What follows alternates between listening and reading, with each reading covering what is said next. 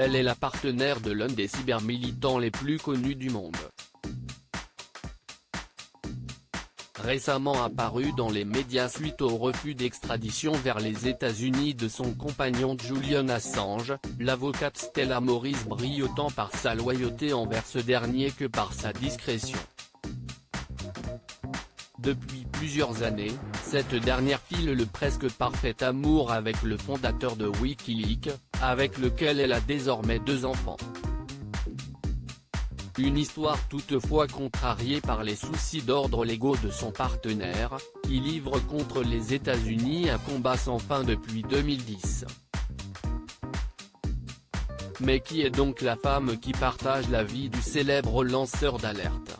Née en Afrique du Sud dans le milieu des années 1980, Stella Moris y vit jusqu'à ses 8 ans avant de déménager au Botswana, au Lesotho, en Suède, en Espagne puis en Grande-Bretagne.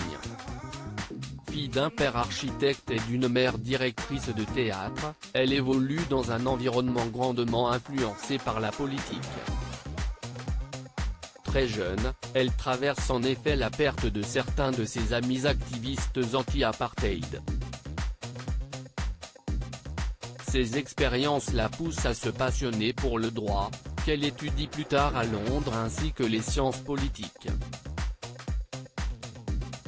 Stella Moris, femme et mère combattante en 2011, année de sa rencontre avec Assange, elle est embauchée par l'avocate du journaliste, l'Australienne Jennifer Robinson, en tant que chercheuse juridique. Elle se distingue notamment par sa maîtrise des langues, parlant à la fois l'anglais, l'espagnol et le suédois. Si est d'ailleurs son talent pour le suédois qui fit d'elle un élément essentiel de l'équipe d'Assange dans les années 2010. À l'époque, le cybermilitant était menacé d'extradition en Suède, où il était soupçonné d'agression sexuelle.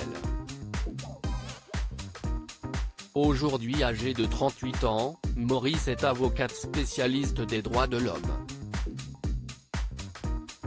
Elle est la plus fervente partisane du fondateur de Wikileaks, et se bat notamment pour empêcher l'extradition d'Assange aux États-Unis, où il fait face à 18 chefs d'accusation.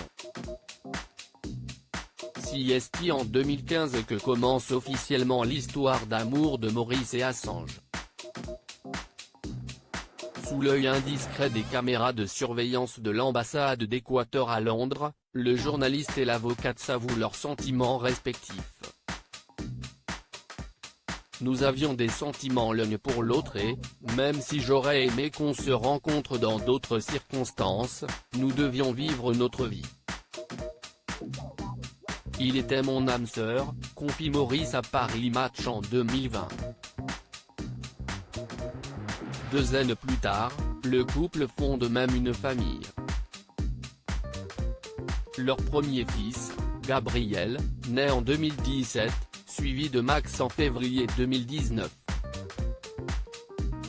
Malgré la difficulté de la situation, Stella Moris fait tout pour offrir à ses fils une vie de famille acceptable, et leur permet de rendre visite à leur père aussi souvent que possible.